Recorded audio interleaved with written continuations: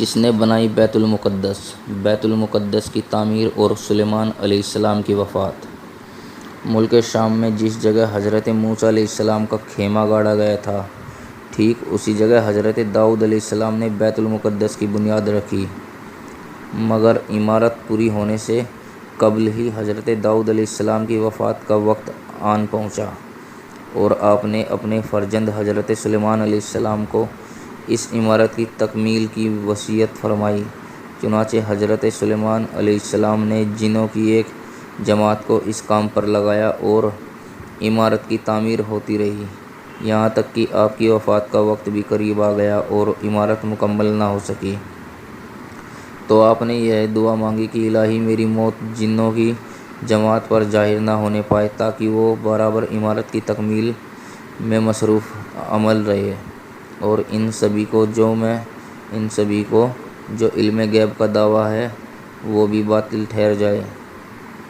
یہ دعا مانگ کر آپ محراب میں داخل ہو گئے اور اپنی عادت کے مطابق اپنی لاٹھی ٹیک کر عبادت میں کھڑے ہو گئے اور اسی حالت میں آپ کی وفات ہو گئی۔ مگر جن مزدور یہ سمجھ کر کہ آپ زندہ کھڑے ہوئے ہیں، برابر کام میں مصروف رہے اور عرصہ دراز تک آپ کا اسی حالت میں رہنا جنوں کے گروہ کے لیے کچھ باعث حیرت اس لیے نہیں ہوا کہ وہ بار بار دیکھ چکے تھے کہ آپ ایک ماہ بلکہ کبھی کبھی 2 ماہ برابر عبادت میں کھڑے رہا کرتے ہیں۔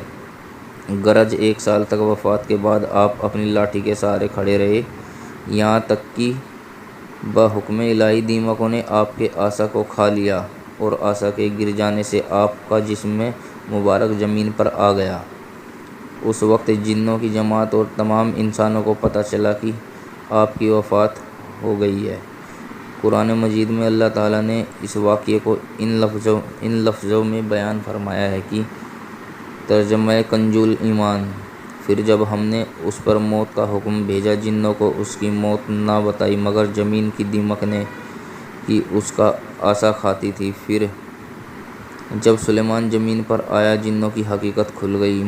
اگر غیب جانتے ہوتے تو اس خواری کے عذاب میں نہ ہوتے۔